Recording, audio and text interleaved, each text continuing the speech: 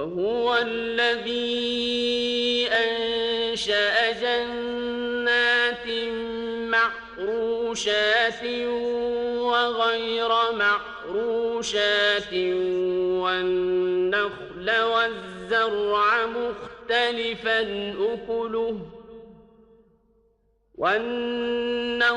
والزرع مختلفا أكله والزيتون والرمان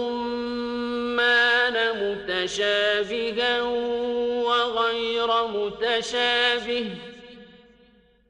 كلوا من ثمره إذا أثمر وآتوا حقه يوم حصاده ولا تسرفوا إنه لا يحب المسرفين.